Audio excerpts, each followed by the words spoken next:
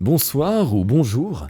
Alors un petit message en préambule de votre nouvelle pour vous avertir que la vidéo que vous apprêtez à visionner est tirée des tout débuts d'Horrifique Histoire sur Twitch et n'est donc pas représentative de la qualité de production et de narration que nous tentons de vous offrir actuellement. Alors bien évidemment, profitez bien de cette vidéo, mais n'hésitez pas à passer le dimanche soir sur Twitch ou à checker nos dernières VOD sur la chaîne pour voir finalement Horrifique Histoire à son plein potentiel. Mais d'ici là, bonne vidéo, braves gens, et bonne écoute. Braves gens, ce soir, dans Horrifiques Histoires, la suite de l'affaire Charles Dexter Ward d'Howard Phillips Lovecraft. Bonne écoute. L'idée que Kerwin, désormais sur ses gardes, allait tenter une opération exceptionnelle, comme le suggérait l'étonnant faisceau lumineux, précipita enfin l'action si soigneusement préparée par le groupe des citoyens réfléchis. Selon le journal de Smith, une troupe d'une centaine d'hommes se réunit le vendredi 12 avril 1771 à 10h du soir dans la grande salle de la taverne de Thurston à l'enseigne du Lion d'Or à Weybosset Point, de l'autre côté du pont. Dans le groupe directeur des notables, en plus de leur chef John Brown, était présent le docteur Bowen avec sa trousse d'instruments chirurgicaux, le président Manning, sans l'énorme perruque, la plus grande des colonies, qu'il avait rendue célèbre, le gouverneur Mopkins, drapé dans sa cape sombre et accompagné de son frère Essek, le marin qu'il avait mis dans la confidence au dernier moment avec l'assentiment des autres, John Carter, le capitaine Mathewson et le capitaine Whipple, qui devaient diriger l'attaque proprement dite. Ces autorités conférèrent à part dans une arrière-salle, après quoi le capitaine Whipple revint dans la pièce principale prodiguer aux marins réunis ses derniers jurons et instructions.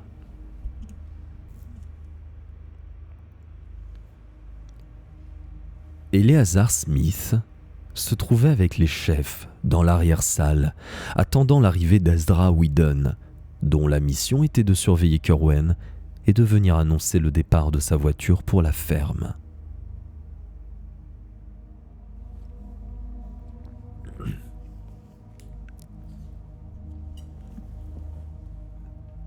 Vers 10h30, on entendit un roulement pesant sur le grand pont, suivi d'un bruit de voiture dans la rue.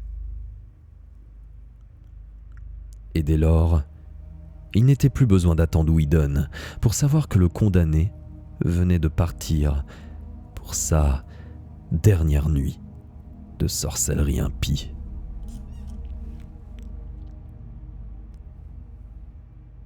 Un moment plus tard, tandis que la voiture s'éloignait en un faible claquement de sabots sur le pont de Muddy Dock, Whedon arriva. Les conjurés s'alignèrent silencieusement en bon ordre dans la rue, portant sur l'épaule les fusils à pierre, carabines ou harpons de baleinier qu'ils avaient apportés. Whedon et Smith étaient avec eux, et parmi les citoyens qui avaient tenu conseil était passé au service actif le capitaine Whipple, le chef, le capitaine Ezek Hopkins, John Carter, le président Manning, le capitaine Mathewson et le docteur Bowen. Avec aussi Moses Brown, qu'ils avaient rejoint à la 11e heure sans assister à la réunion préliminaire de la taverne. Tous ces citoyens et leurs 100 matelots se mirent en marche sans plus attendre, sévères et non sans un peu d'appréhension, en laissant derrière eux le Muddy Dock et en montant la pente douce de Broad Street vers la route de Pawtuxet. Juste après l'église d'Eldersnow, quelques-uns se retournèrent pour jeter un dernier regard sur Providence qui s'étendait sous les premières étoiles printanières. Les clochers et les pignons dressaient leurs silhouettes sombres et belles, et la brise salée soufflait doucement de la crique au nord du pont. Vega montait au-dessus de la grande colline, de l'autre côté de l'eau, dont le faîte des arbres était coupé par le profil d'un toit, celui de l'université inachevée. Au pied de la colline, et le long des étroites ruelles qui escaladaient son versant, la vieille cité rêvait. La vieille Providence, dont une malédiction si formidable et monstrueuse allait être balayée pour sa sécurité et sa santé mentale.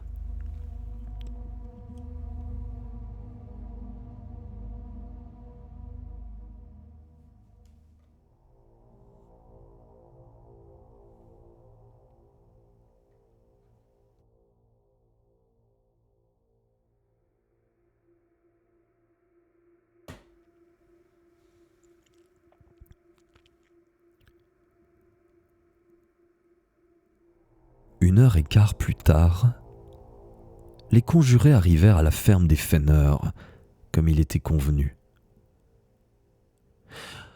On leur fit un dernier rapport sur leur future victime.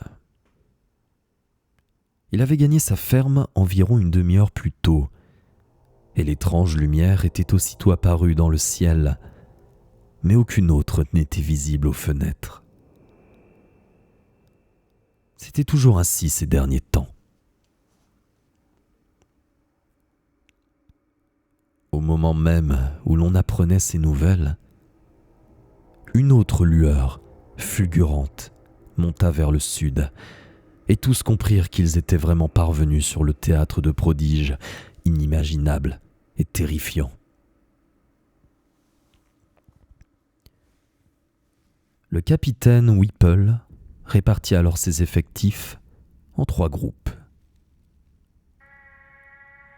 L'un de 20 hommes, sous les ordres d'Eleazar Smith, devait rejoindre le rivage et garder le débarcadère contre des possibles renforts pour Kerwen, jusqu'à ce qu'on les rappelle en cas d'extrême urgence. Un second de 20 hommes, aux ordres du capitaine Ezek Hopkins, se glisserait dans la vallée derrière la ferme de Kerwen et démolirait à la hache ou à la poudre à canon la porte de chêne dans la haute berge abrupte. Et le troisième encerclerait la maison et les bâtiments adjacents.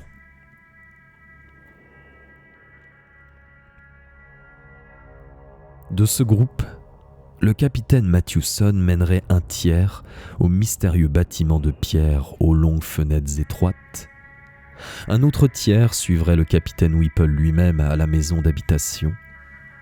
Et le dernier cernerait toute la ferme en attendant l'appel d'un dernier signal d'alarme.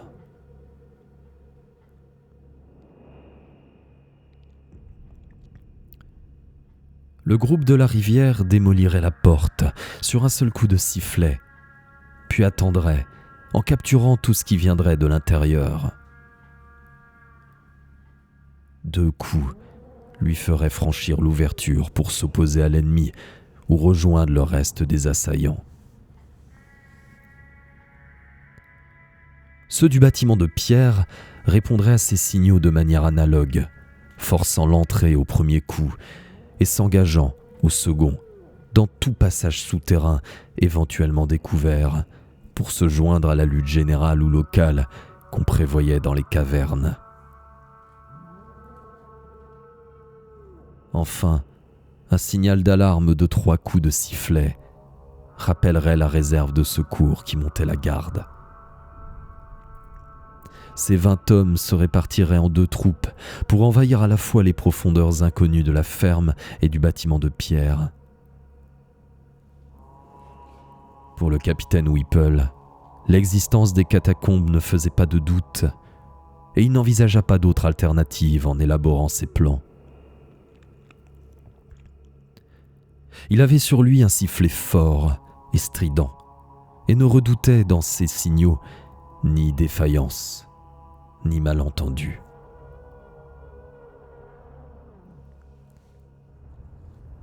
La réserve du débarcadère restant évidemment hors de portée du sifflet, il faudra envoyer un messager spécial en cas de besoin. Moses Brown et John Carter iraient à la rivière avec le capitaine Hopkins, tandis que le président Manning était détaché au bâtiment de pierre avec le capitaine Mathewson. Le docteur Bowen, ainsi qu'Ezra Whedon, restaient dans l'équipe du capitaine Whipple, qui devait prendre d'assaut la maison elle-même. L'attaque commencerait sitôt qu'un messager du capitaine Hopkins aurait rejoint le capitaine Whipple pour lui confirmer que la troupe du débarcadère était prête. Le chef enverrait alors le premier appel strident, et les diverses avant-gardes déclencheraient leur assaut simultané sur les 3 points. Peu avant 1h du matin, les 3 groupes quittèrent la ferme des Fenner. L'un pour garder le débarcadère, un autre pour surveiller la vallée et la porte de la berge, le 3e qui se partageait la garde des bâtiments de la ferme Corwen.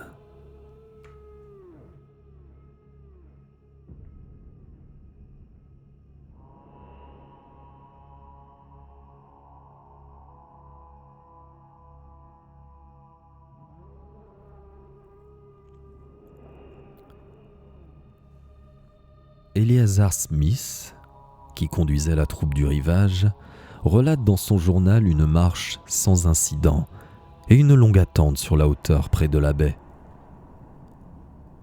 Brusquement rompu par le son lointain d'un coup de sifflet, puis un singulier mélange étouffé de grondements, de cris et d'explosions qui semblaient venir de la même direction. Ensuite, un homme crut distinguer des coups de feu, et peu après, Smith lui-même perçut la vibration de paroles tonitruantes et formidables qui résonnaient au plus haut des airs. Juste avant l'aube, survint un seul messager,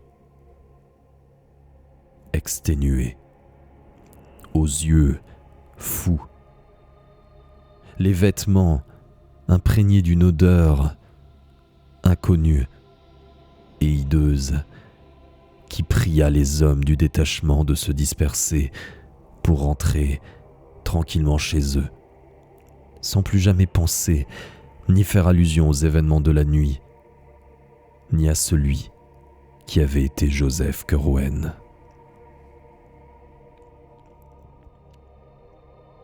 On ne sait quoi dans l'attitude du messager avait une force de conviction que n'auraient jamais pu transmettre ses seules paroles.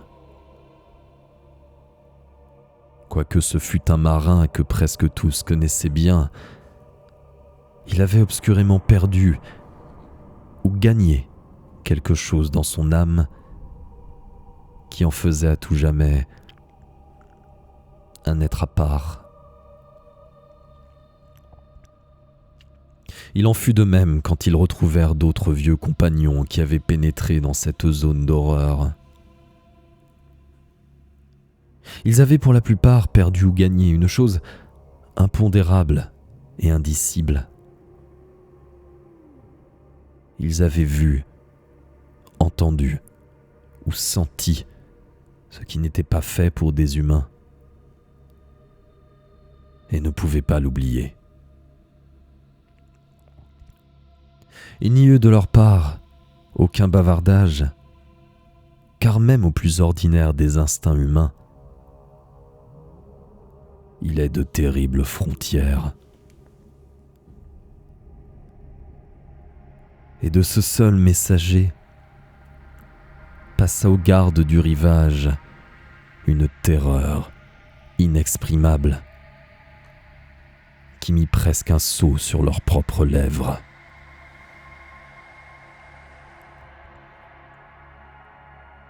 très rares furent les rumeurs qui vinrent d'aucun d'entre eux.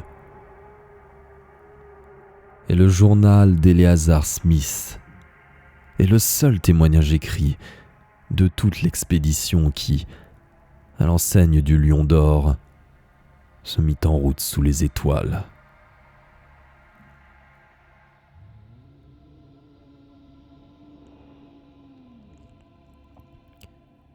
Charles Ward découvrit cependant de vagues commentaires dans une correspondance des Fenner trouvée à New London, où il savait qu'une autre branche de la famille avait vécu.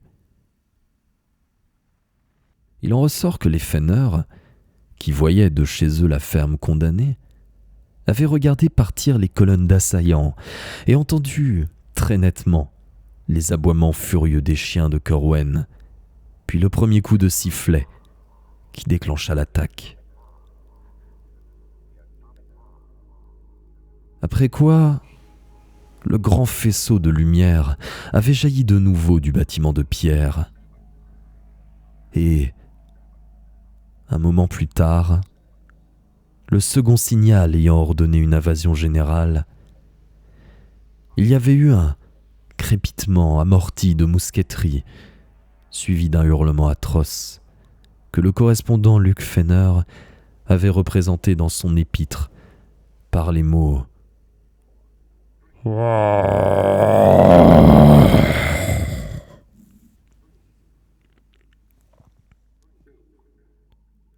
Ce cri était d'une nature que l'écriture ne saurait rendre. Et le témoin ajoutait que sa mère s'en était évanouie. Il se répéta ensuite moins fort, et l'on n'entendit plus que les bruits étouffés des coups de feu, en même temps qu'une forte explosion venant de la rivière. Au bout d'une heure environ, tous les chiens se mirent à aboyer effroyablement, et l'on perçut des grondements souterrains si prononcés que les chandeliers vacillèrent sur la cheminée. On remarqua une forte odeur de soufre, et le père de Luc Fenner déclara qu'il avait entendu siffler le 3e signal d'urgence, bien que les autres ne s'en soient pas aperçus. Le bruit de mousqueterie reprit au loin, suivi d'un long cri, moins perçant mais plus affreux encore que ceux qui l'avaient précédé. Une sorte de toux ou de borborigme guttural, ignoblement modulé, qui tenait plus du cri par sa continuité et sa signification psychologique que par ses réelles acoustiques.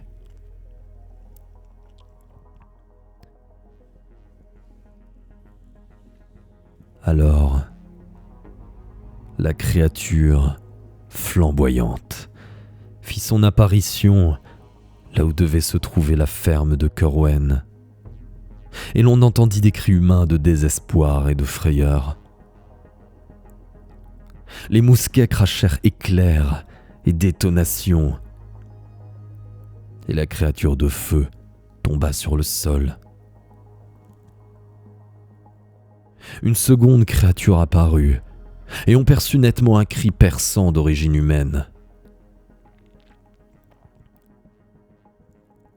Fenner écrit même qu'il put recueillir quelques mots, éructés avec frénésie. « Tout-puissant, protège ton agneau !» Puis, il y eut d'autres coups de feu, et la seconde créature tomba. Suivit un silence d'environ 3/4 d'heure.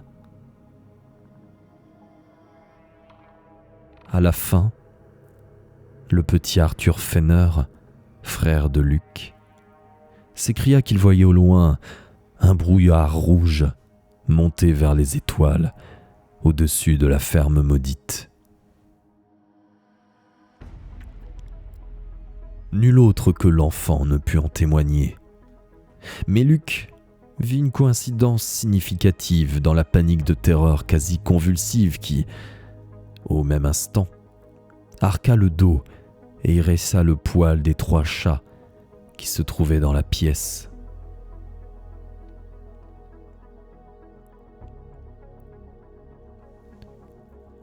Cinq minutes plus tard, un vent glacial se leva et l'air fut imprégné d'une intolérable puanteur. Seule la fraîcheur puissante de la mer put empêcher les gardes du rivage ou les rares habitants éveillés à Pawtuxet de le remarquer. Personne chez les Fenner n'en avait jamais senti de pareil, et elle inspirait une sorte de crainte indéfinie et oppressante, pire que celle de la tombe ou du charnier.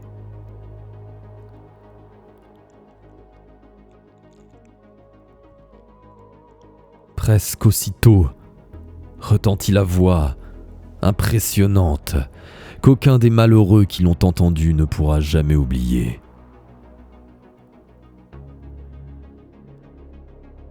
Elle tonna du haut du ciel, telle une condamnation, et les fenêtres vibrèrent à ses derniers échos. Elle était profonde et musicale, puissante comme les notes graves de l'orgue, mais malfaisante comme les livres interdits des Arabes. Ce qu'elle disait, aucun homme ne saurait le répéter, car elle parlait une langue inconnue.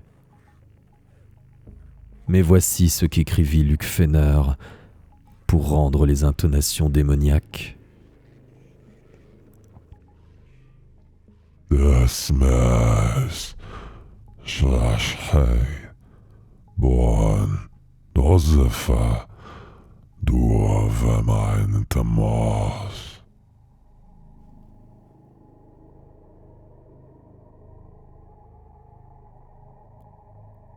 Jusqu'en 1919, personne ne put rattacher cette grossière transcription à rien de connu dans le savoir humain. Mais Charles Ward blêmit en y reconnaissant ce que Pic de la Mirandole avait dénoncé en frémissant comme la plus abominable des incantations de la magie noire.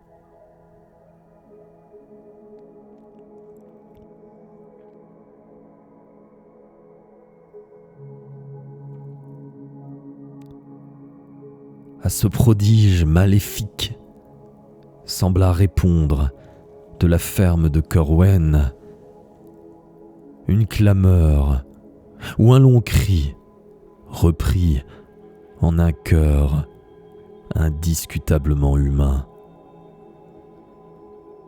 Après quoi, la puanteur inconnue se compliqua d'une nouvelle odeur tout aussi intolérable. Puis vint une plainte nettement différente qui se prolongeait en hurlements, s'élevant et décroissant alternativement. Elle devenait par moments presque articulée, bien que nul auditeur n'y pût discerner de mots précis, et à un moment donné, elle parut proche à l'extrême d'un fou rire diabolique.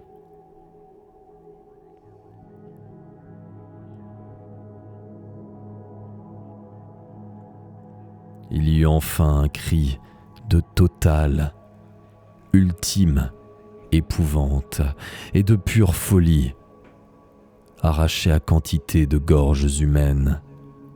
Un cri fort et clair, en dépit des profondeurs dont il devait jaillir.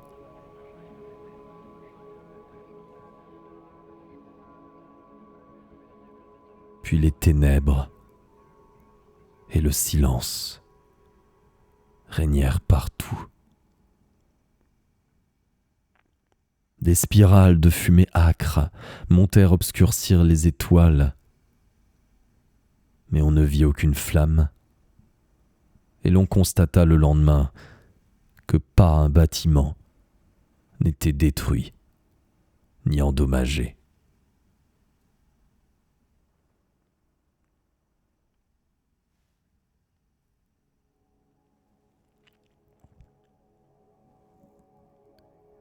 À l'aube, 2 messagers effrayés, aux vêtements imprégnés d'odeurs monstrueuses et indéfinissables, frappèrent à la porte des Fenner et demandèrent un baril de rhum, qu'ils payèrent un bon prix.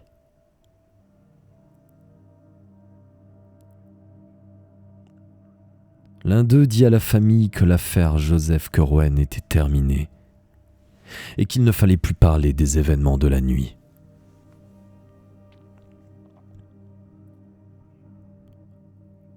Si arrogant que sembla l'ordre, la mine de celui qui le donnait bannit tout ressentiment.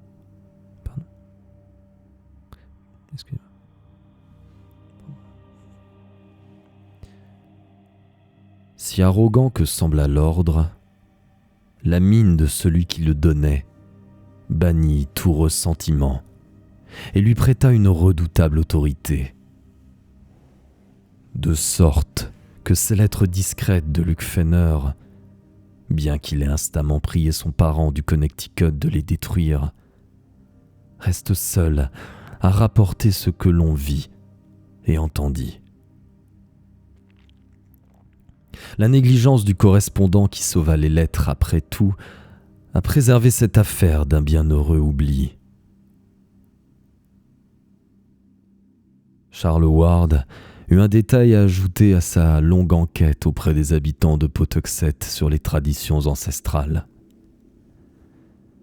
Le vieux Charles Slocum lui dit que son grand-père connaissait une étrange histoire de choses déformées et carbonisées, trouvées dans les champs une semaine après qu'on eut annoncé la mort de Joseph Kerwen. Si la rumeur restait vivante, c'est que ce cadavre, disait-on, du moins ce qu'on pouvait en voir, brûlé et tordu comme il était, ne semblait ni tout à fait humain, ni vraiment proche d'aucun animal que les gens de Pawtuxet aient vu ou rencontré dans leur lecture.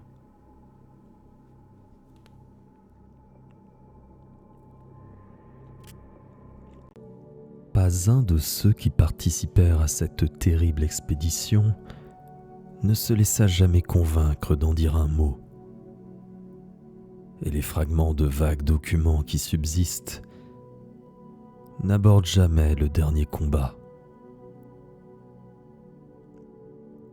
Il y a quelque chose d'effrayant dans le soin qu'ont pris tous les vrais participants de détruire le moindre bout de papier qui portait quelque allusion à l'affaire.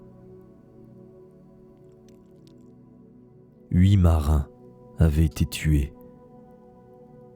Et bien qu'on n'ait pas rendu les corps, leurs familles se contentèrent de la déclaration officielle selon laquelle une bagarre s'était produite avec les employés de la douane.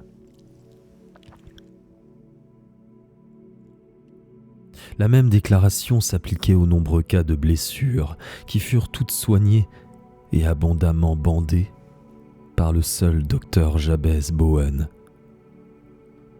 qui faisait partie de l'expédition.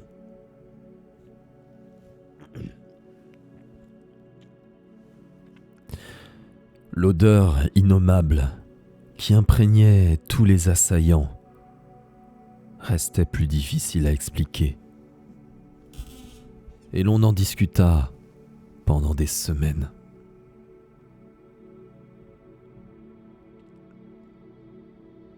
Parmi les notables, le capitaine Whipple et Moses Brown furent le plus sérieusement blessés. Et les lettres de leurs épouses témoignaient de leur stupéfaction en les voyant craindre et refuser de laisser toucher leur bandage. Psychologiquement, tous étaient vieillis, mûris et ébranlés.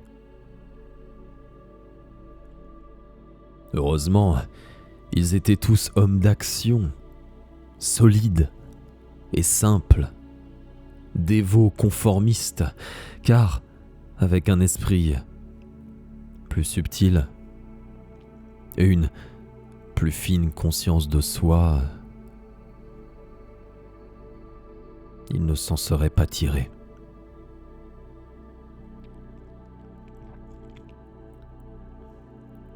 Le président Manning était particulièrement bouleversé. Mais une fois passées les pires ténèbres, il apaisa ses souvenirs par les prières.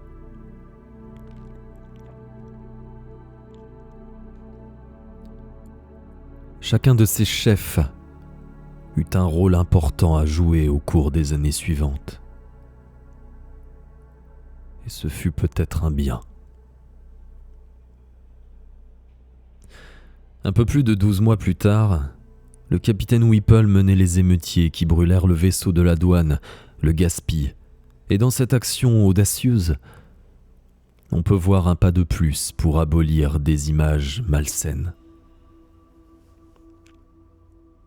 On remit à la veuve de Joseph Kerwin un cercueil de plomb, scellé d'une forme bizarre, manifestement prêt aussitôt pour la circonstance, où on lui dit que reposait le corps de son mari.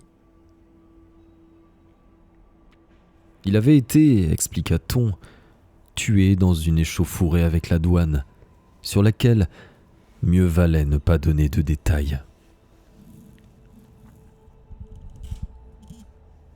On n'en dit jamais davantage sur la fin de Kerwin. Charles Howard ne disposa que d'un seul indice pour bâtir une théorie. C'était un fil bien mince, le trait tremblé, qui soulignait un passage de la lettre interceptée de Jedediah Horn à Kerwin et copiée en partie par Ezra Whedon. Cette copie fut retrouvée en possession des descendants de Smith. Et libre à nous de conclure, soit que Whedon la donna à son compagnon quand tout fut terminé, comme une indication tacite de l'aberration qui s'était produite, ou bien, ce qui est plus probable, que Smith, la possédant déjà, avait souligné le texte lui-même à partir de ce qu'il avait réussi à apprendre de son ami, par perspicacité ou interrogation habile. Voici seulement le passage souligné.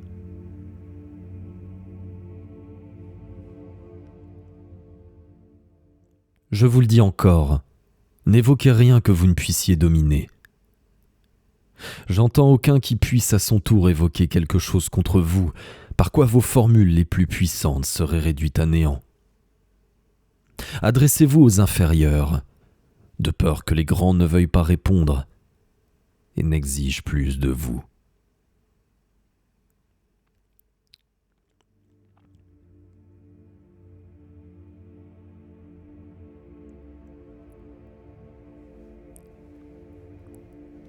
À la lumière de ce passage, et réfléchissant aux inavouables alliés qu'un homme perdu pourrait tenter d'appeler à la dernière extrémité,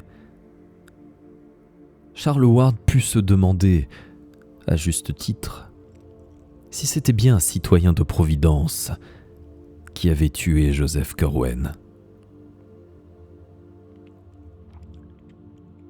L'effacement délibéré de tout souvenir du mort dans la vie et les annales de Providence fut considérablement favorisé par l'influence des chefs de l'expédition. Il n'avait pas d'abord l'intention d'aller si loin et avait permis à la veuve, son père et son enfant de rester dans l'ignorance de ce qui s'était vraiment passé. Mais le capitaine Tillinghast, étant un homme avisé, découvrit bientôt assez de racontars pour en concevoir un sentiment d'horreur. Exiger que sa fille et sa petite-fille changent de nom, brûler la bibliothèque et tous les papiers qui restaient. Enfin, supprimer au ciseau l'inscription de la plaque d'ardoise sur la tombe de Joseph Curwen.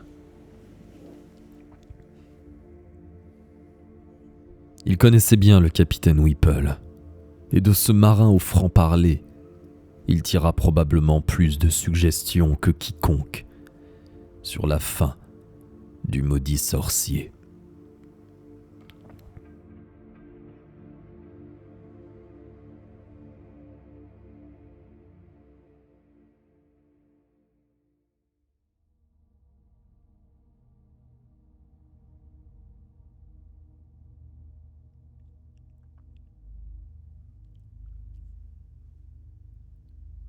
À dater de cette époque, on s'attacha de plus en plus à bannir le souvenir de Curwen.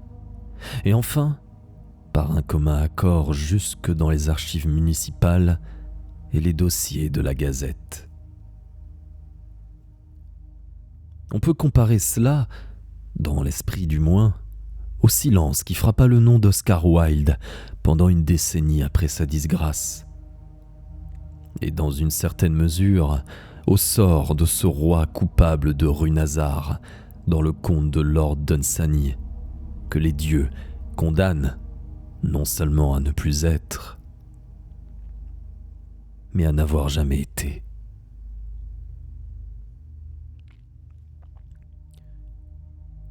Miss Tillinghast, comme on appela la veuve à partir de 1772, vendit la maison d'Olney Court et alla résider avec son père à Powers Lane jusqu'à sa mort en 1817.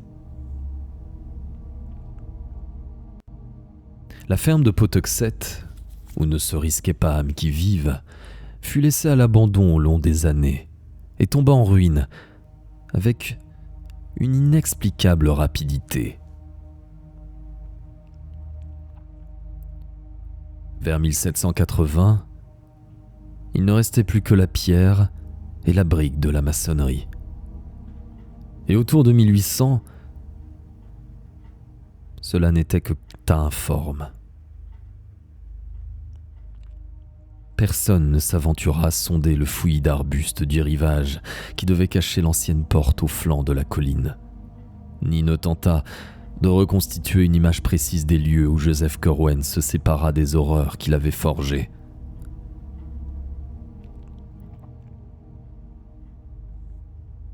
Seul le vieux et solide capitaine Whipple fut surpris par des oreilles vigilantes à marmonner de temps en temps pour lui-même.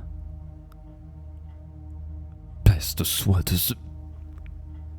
Mais il n'avait pas besoin de rire tout en criant.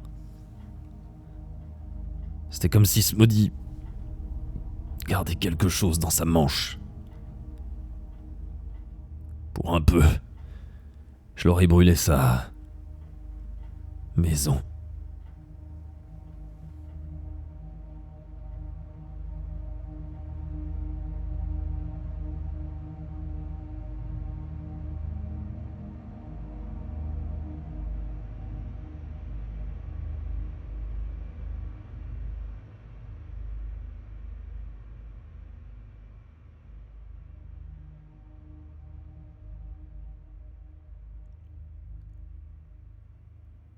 Fin du chapitre 2.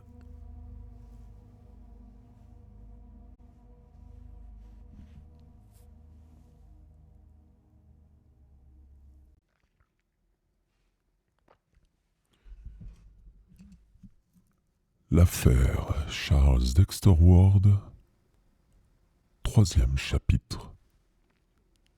Recherche et évocation.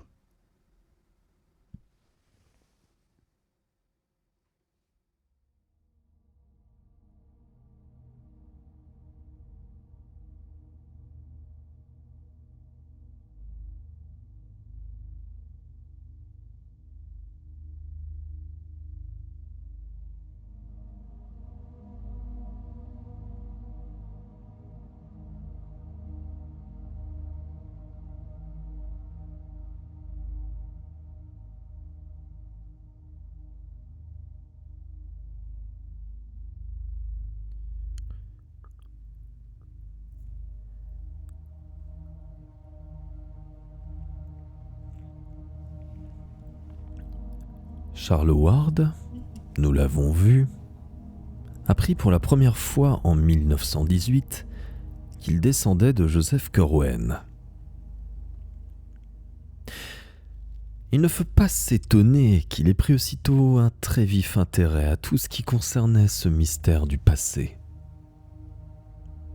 Car la moindre rumeur qu'il avait recueillie à son sujet devenait désormais d'importance vitale pour lui-même, en qui coulait le sang de Curwen. Aucun généalogiste fougueux et imaginatif n'aurait pu faire autrement que d'entreprendre sur le champ une quête avide et systématique de toutes les informations le concernant. Il ne fit aucun secret de ses premières recherches, si bien que même le docteur Lyman hésite à dater la folie du jeune homme d'avant la fin de 1919. Il en parlait ouvertement avec sa famille, quoique sa mère ne fût pas particulièrement heureuse d'avoir un ancêtre tel que Curwen, et avec les directeurs des divers musées et bibliothèques qu'il allait voir. Il ne cachait pas davantage son objectif en demandant à certaines familles les documents qu'il croyait en leur possession, et partageait le scepticisme amusé qu'inspiraient les dires des vieux auteurs de lettres ou de journaux intimes.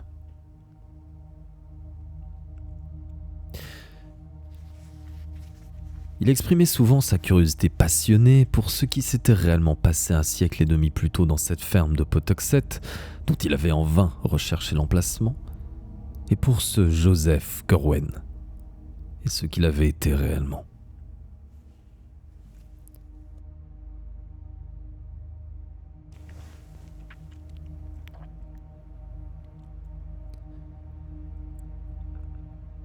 Quand il tomba par hasard sur le journal et les archives de Smith et découvrit la lettre de Jedediah Horne, il décida de se rendre à Salem pour se renseigner sur les premières activités et relations de Curwen, ce qu'il fit en 1919 pendant les vacances de Pâques.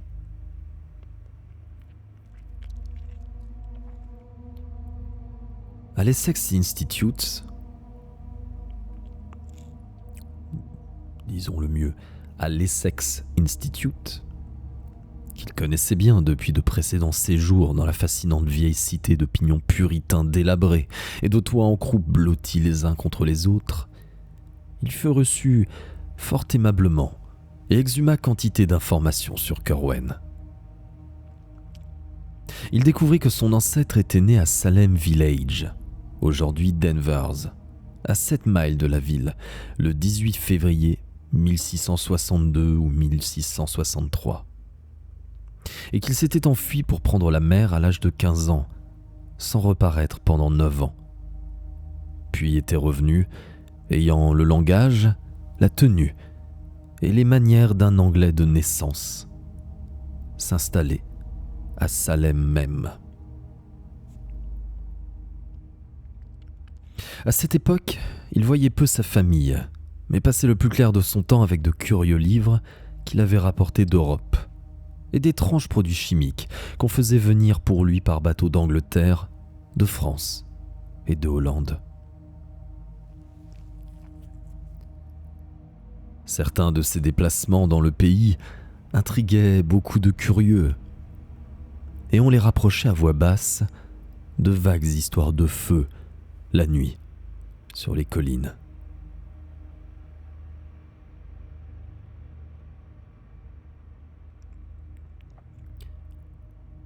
Ses seuls amis intimes avaient été un nommé Edward Hutchinson de Salem Village et un certain Simon Horne de Salem. On le voyait souvent en leur compagnie, conversant près du common, et il n'était pas rare qu'ils se rendent visite. Hutchinson avait une maison presque à l'orée des bois, qui ne plaisait pas du tout aux gens impressionnables, parce qu'on y entendait du bruit la nuit. On disait qu'il recevait d'étranges visiteurs, et les lumières qu'on voyait à ses fenêtres n'étaient pas toujours de la même couleur. Il faisait volontiers étalage de ce qu'il savait sur des personnes mortes depuis longtemps ou des événements d'un passé oublié, ce qui paraissait absolument malsain. Puis il disparut vers le début de la chasse aux sorcières et l'on n'entendit plus jamais parler. Joseph Corwen partit aussi à cette époque, mais on en apprit bientôt qu'il s'était installé à Providence. Simon Horn vécut à Salem jusqu'en 1720, lorsqu'il se fit remarquer par sa curieuse faculté de ne pas vieillir visiblement. Il disparut par la suite, mais 30 ans plus tard, son double exact et prétendu fils vint revendiquer ses biens. On lui donna satisfaction sur la foi de documents manifestement écrits par Simon Horn, et Jedediah Horn continua d'habiter Salem jusqu'en 1771, lorsque certaines lettres de citoyens de Providence adressées au révérend Thomas Barnard et à d'autres entraînèrent son déménagement discret pour une destination inconnue.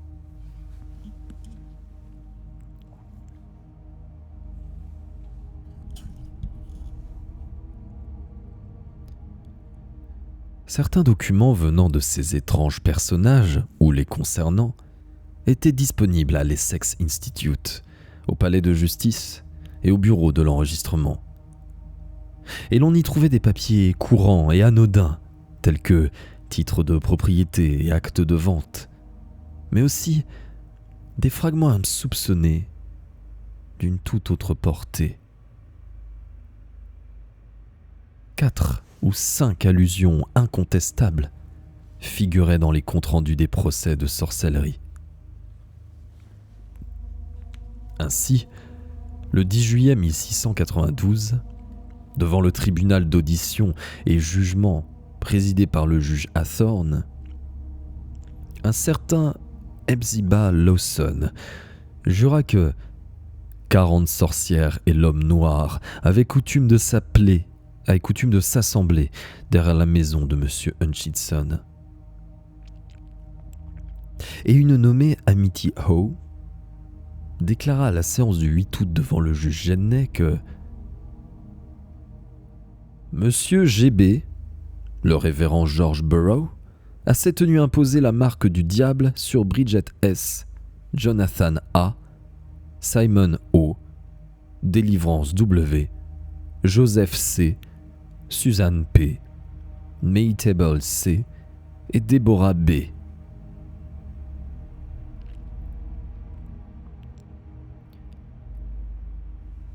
Il y avait encore un catalogue de l'inquiétante bibliothèque de Hutchinson, découverte après sa disparition, et un manuscrit inachevé de sa main, rédigé dans un langage chiffré que personne n'avait su lire.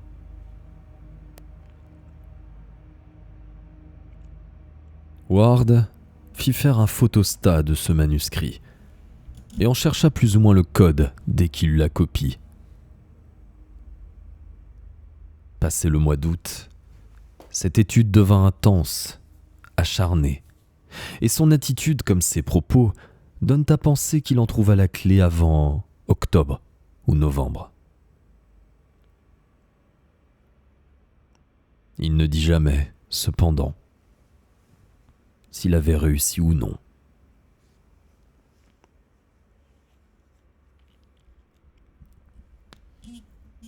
Mais les documents Horn se révélèrent tout de suite d'une importance capitale.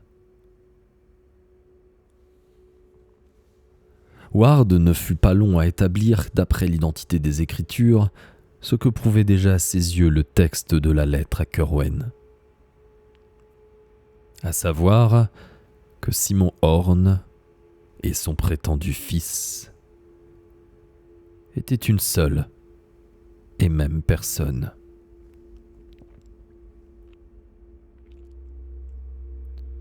Ainsi que Horn le disait à son correspondant, il était dangereux de vivre trop longtemps à Salem. Aussi, était-il allé passer 30 ans à l'étranger pour ne venir réclamer ses terres qu'en qualité de représentant d'une nouvelle génération. Horn avait apparemment pris soin de détruire la majeure partie de sa correspondance, mais les citoyens qui passèrent à l'action en 1771 trouvèrent et conservèrent des lettres et des papiers qui excitèrent leur curiosité. On y voyait des formules et croquis de sa main, ainsi qu'une lettre mystérieuse, d'une écriture que le chercheur, d'après d'autres documents du bureau de l'enregistrement, reconnut formellement pour celle de Joseph Curwen.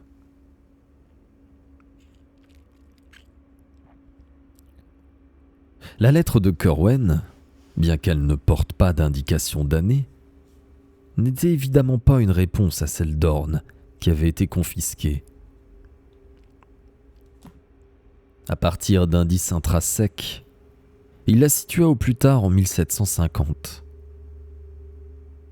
Il n'est peut-être pas inutile de donner le texte en entier comme un échantillon du style de cet homme dont l'histoire fut si sombre et terrible.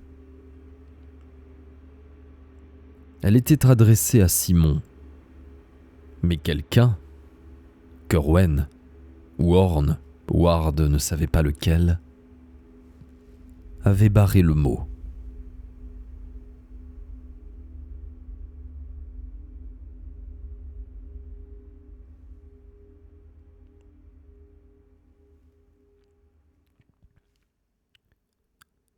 Providence, le 1er mai, Ut Vulgo.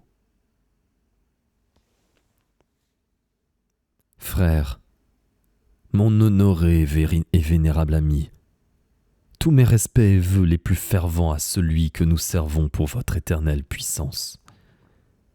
Je viens juste de découvrir cela qu'il vous faut savoir concernant le sujet de la dernière extrémité et ce qu'il convient de faire à son propos.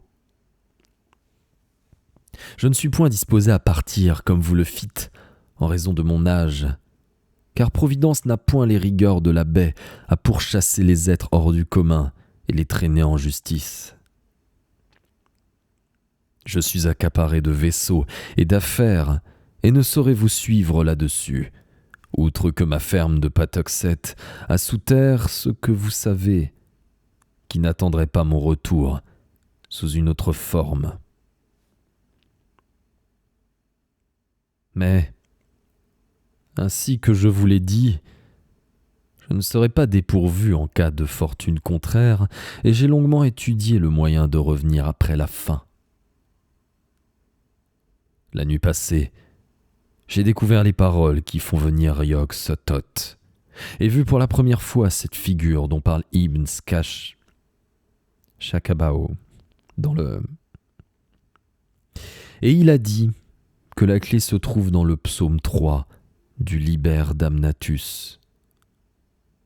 Le soleil étant en maison V, Saturne en trine, tracez le pentagramme du feu et récitez par 3 fois le 9e verset.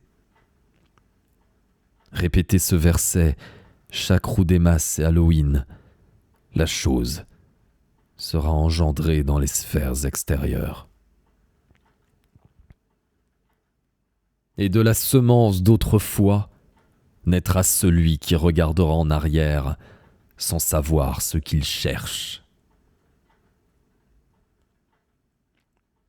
Pourtant, ceci ne vaudra rien s'il n'a pas d'héritier, et si les sels ou la manière de préparer les sels ne sont pas prêts à servir. Et ici, je dois reconnaître que je n'ai pas pris les mesures nécessaires ni avancé beaucoup. L'opération est extrêmement fastidieuse à mener et consomme une telle abondance de spécimens que j'ai grand-peine à en obtenir en suffisance, en dépit des marins que je fais venir des Indes. Les gens d'ici deviennent curieux, mais je peux les tenir à l'écart. La genterie est pire que la populace, car ceux-là approfondissent davantage avant d'agir, et on leur fait plus de crédit quand ils parlent. Ce pasteur et M. Mérite en ont trop dit, je le crains.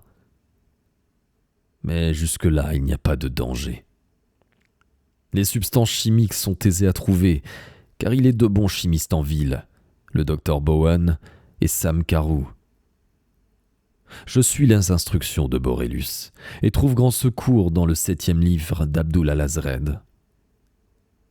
Quoi que j'obtienne, vous l'aurez. En attendant, ne négligez pas d'user des paroles que j'ai dites ici. Je m'en suis bien trouvé, mais si vous désirez le voir lui, utilisez ce qui est écrit sur le morceau de que je mets dans ce paquet. Dites les versets chaque Roudmas et Halloween, et si votre lignée ne s'éteint pas, viendra dans les années futures celui qui regardera en arrière et se servira des sels ou de la matière pour les sels que vous lui laisserez. Jo 14, 14. Je me réjouis de votre retour à Salem, et j'espère vous voir avant longtemps. J'ai un bon étalon, et je songe à acheter un carrosse. Bien qu'il y en ait déjà un, Monsieur Mérite, à Providence, et que les routes soient mauvaises. Si vous êtes en humeur de voyager, ne manquez point de venir me voir. De Boston, prenez la malle-poste par des dames, Wrentham et Attleboro, toute ville où se trouvent de bonnes tavernes. Arrêtez-vous chez Monsieur Bolcom, à Wrentham, où les lits valent mieux que ceux de Monsieur Hatch, mais dînez dans l'autre maison, car son cuisinier est meilleur. Entrez à Providence par les chutes de Pawtucket et la route, après la taverne de Monsieur Sales. Ma maison est en face de la taverne de Monsieur Epenetus Olney, en partant de Town Street. La première sur le côté nord d'Olney's Court. Distance depuis Boston Stone, environ 64 miles.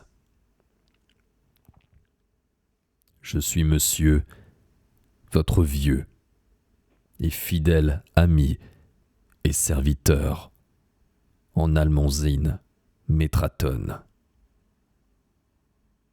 Joséphus C. à Monsieur Simon Horn, William Slane, à Salem.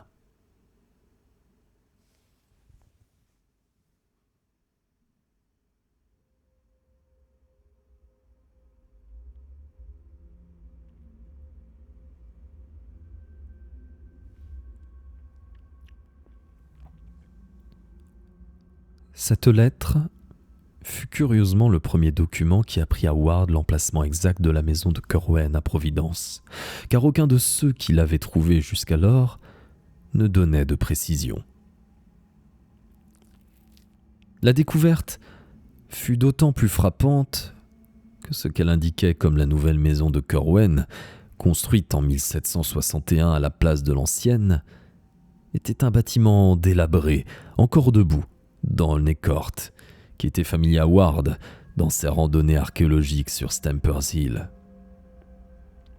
Il se trouvait en effet à peu de distance de sa propre demeure sur la partie haute de la grande colline, et abritait maintenant une famille noire très appréciée pour d'éventuels travaux de lavage, ménage, entretien de chaudière. Découvrir dans ce lointain Salem une preuve inattendue du rôle de cet taudis familier dans sa propre histoire familiale fit sur Ward une forte impression. Il résolut d'explorer l'endroit dès son retour. Les passages les plus ésotériques de la lettre, où il voyait quelques symbolismes extravagants, le déconcertèrent tout à fait. Il nota néanmoins, avec un frisson de curiosité, que la citation biblique donnée en référence, Job 14, 14, était le verset bien connu. « Si un homme meurt, revivra-t-il ? Tous les jours du temps qui m'est compté, j'attendrai jusqu'à ce que vienne ma relève.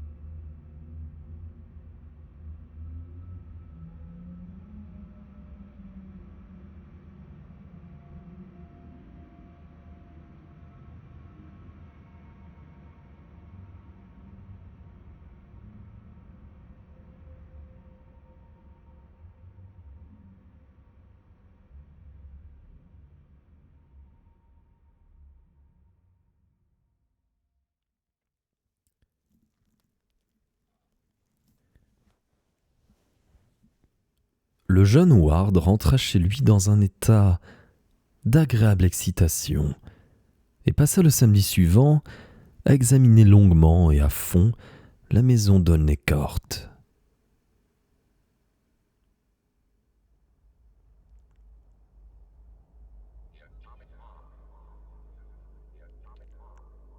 Dégradée maintenant par le temps, elle n'avait jamais été une noble résidence, mais une modeste maison de bois de 2 étages et demi, du style colonial courant à Providence, avec un simple toit pointu, une grande cheminée centrale, une entrée artistiquement sculptée, surmontée d'une imposte en éventail et d'un fronton triangulaire sur des colonnes doriques. L'extérieur avait relativement peu souffert, et Ward sentit qu'il était devant une chose très proche du sinistre objet de sa quête. Il connaissait les actuels occupants noirs, et le vieil Asa, ainsi qu'Anna, sa corpulente épouse, lui firent aimablement visiter l'intérieur.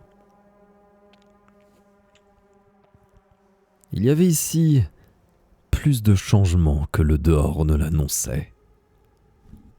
Ward constata, avec regret, qu'une bonne moitié des beaux dessus de cheminée à motifs de volutes et d'amphores et les coquilles sculptées sur les armoires avaient disparu, tandis que beaucoup des lambris et des moulures étaient rayés, tailladés, arrachés ou entièrement recouverts de papier peint bon marché. En général, cette visite ne lui apporta pas autant qu'il l'avait espéré. Mais il était du moins passionnant de se trouver dans ces murs ancestraux qui avaient abrité un homme aussi terrifiant que Joseph Curwen. Il vit avec un frisson qu'on avait soigneusement effacé un monogramme sur le vieux heurtoir de cuivre.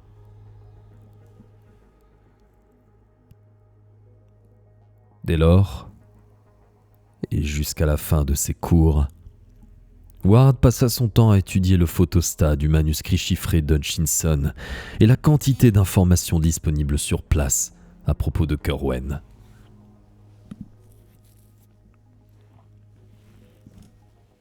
Le premier se révéla indéchiffrable, mais la seconde étude fut si féconde et ouvrit tant de pistes pour d'autres trouvailles ailleurs qu'il était prêt, dès juillet, à partir consulter à New London et New York de vieilles lettres dont on signalait la présence là-bas.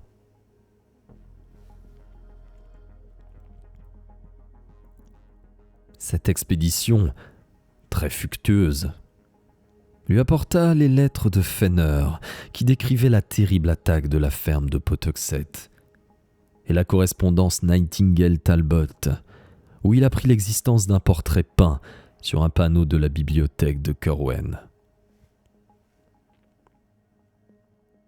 Cette histoire de portrait l'intéressa d'autant plus qu'il aurait donné cher, rien que pour savoir à quoi ressemblait Joseph Corwen. Il décida donc de faire une seconde fouille de la maison d'Aulnay-Court, dans l'espoir d'y trouver la trace du visage d'autrefois, sous les couches de peinture écaillée ou de papier moisi.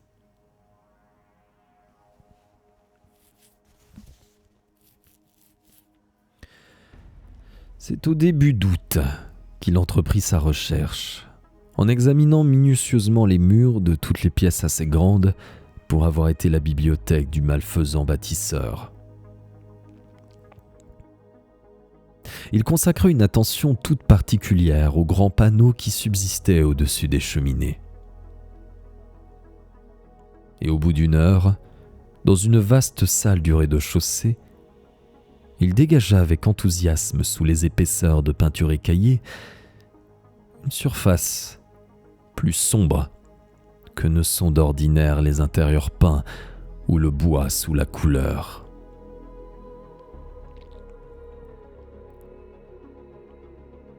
Après plusieurs sondages prudents à l'aide d'un couteau à lame mince, il comprit qu'il avait mis au jour un portrait à l'huile de grande dimension.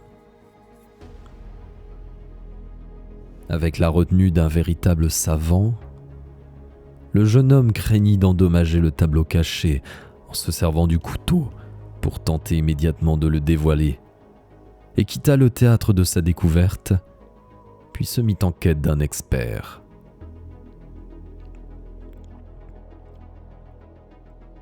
Il revint 3 jours plus tard avec un artiste expérimenté, Monsieur Walter C. Dwight, dont l'atelier se trouve presque au pied de College Hill. Et ce spécialiste accompli se mit aussitôt au travail avec les méthodes et les produits chimiques appropriés. Le Véasa et sa femme s'inquiétèrent naturellement de ces étranges visites et furent dédommagés comme il convenait de cette invasion de leur foyer.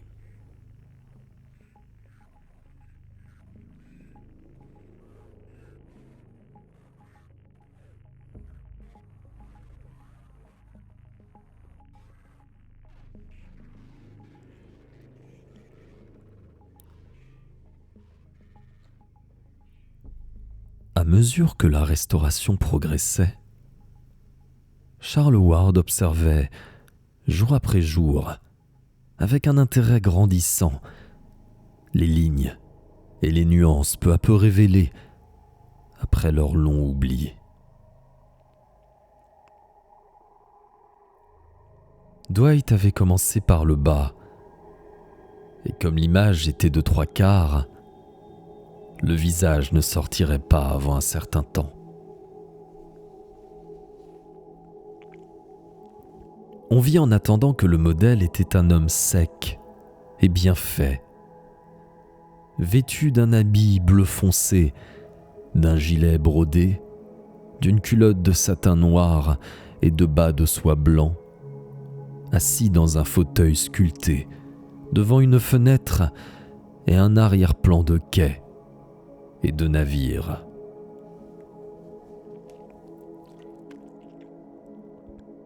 Lorsque la tête apparut, on remarqua qu'il portait une perruque impeccable à la d'Albemarle, et le visage maigre, calme, quelconque, sembla vaguement familier à Ward et à l'artiste. Tout à la fin seulement, le restaurateur et son client furent saisis de stupeur en détaillant cette figure émaciée, blême, et en constatant avec une certaine horreur le tour dramatique joué par l'hérédité. Car il fallut le dernier bain d'huile et l'ultime touche d'un grattoir délicat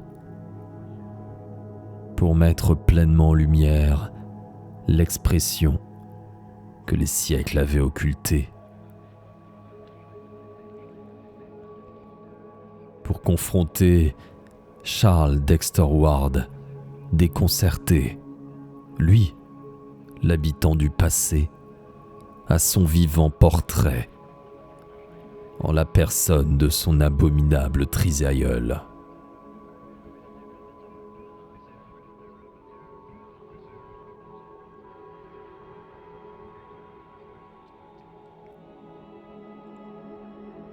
Ward mena ses parents voir la merveille qu'il avait découverte. Et son père décida aussitôt d'acheter la peinture, bien qu'elle fît partie des boiseries. La ressemblance avec le jeune garçon, en dépit d'une différence d'âge apparente, était prodigieuse. Il était visible que par un phénomène d'atavisme, la forme physique de Joseph Curwen avait produit son double exact, après 1 siècle et demi. Miss Ward ne ressemblait pas du tout à son ancêtre, mais elle se rappelait des parents qui avaient certains des traits communs à son fils et au vieux Curwen d'autrefois.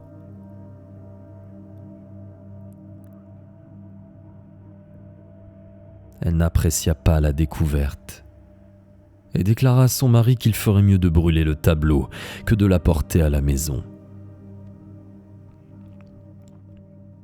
Il y avait, affirmait-elle, quelque chose de malsain, non seulement en lui-même, mais dans sa ressemblance avec Charles.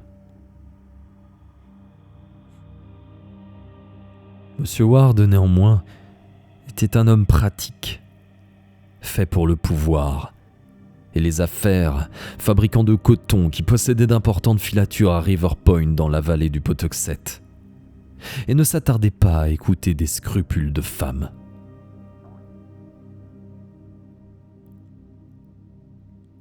Le portrait lui faisait grosse impression à cause de sa ressemblance avec son fils, et il pensait que le jeune homme méritait ce cadeau. Opinion que Charles, faut-il le dire, partageait de tout son cœur. Quelques jours plus tard, M. Ward s'enquit du propriétaire de la maison, un individu petit, doté d'une tête de rongeur et d'un accent guttural, et obtint le tout, cheminée et tableau compris, pour un prix fixé d'un ton cassant, qui coupa court à un flot imminent de marchandages mielleux.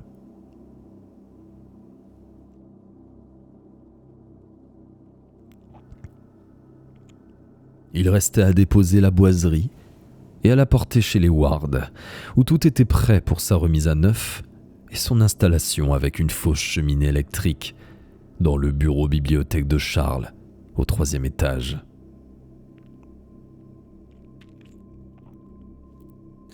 On laissa au jeune homme le soin de diriger les opérations. Et le 28 août, il accompagna 2 ouvriers compétents de l'entreprise de décoration Crooker à la maison d'Olney Court, où cheminée et portraits furent prélevés avec le plus grand soin pour être transportés dans le camion de l'établissement. Il restait un espace où la maçonnerie de briques mise à nu indiquait la place du conduit de cheminée, et le jeune Ward y remarqua une cavité cubique d'environ 1 pied de côté qui avait dû se trouver juste derrière la tête du portrait.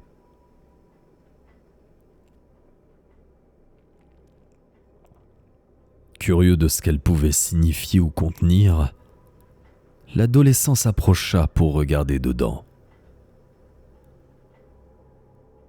Sous un amas épais de poussière et de suie, il trouva des papiers jaunis en vrac, un cahier épais et grossiers, avec des lambeaux moisis du ruban qui devait les attacher.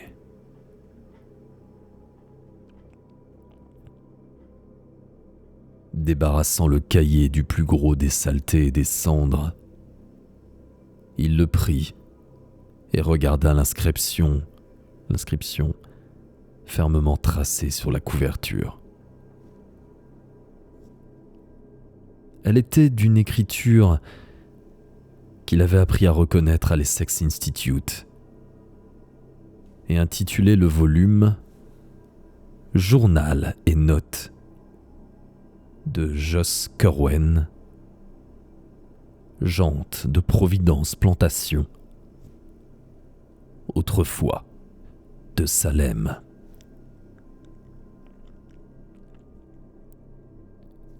Si jamais il reste un seul paragraphe, Mascox. Bouleversé par sa trouvaille, Ward montra le cahier aux deux ouvriers intrigués, à côté de lui. Leur témoignage est formel quant à la nature et l'authenticité de la découverte. Et le docteur Willett s'y réfère pour appuyer sa théorie, à savoir que le jeune homme n'était pas fou quand il commença ses fameuses excentricités. Tous les autres papiers étaient également de la main de Kerwen, et l'un d'eux semblait particulièrement important du fait de son titre. À celui qui viendra plus tard, et comment il pourra parvenir au-delà du temps et des sphères. Un autre était codé.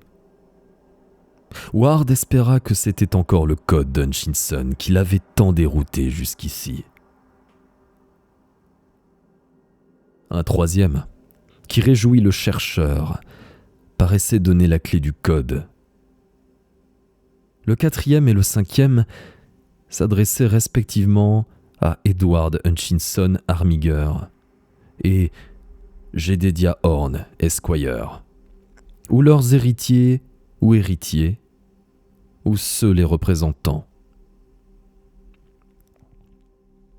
Le sixième et dernier s'intitulait Joseph Kerwen, sa vie et ses voyages entre les années 1678 et 1687, où il navigua, où il séjourna, qui il vit et ce qu'il apprit.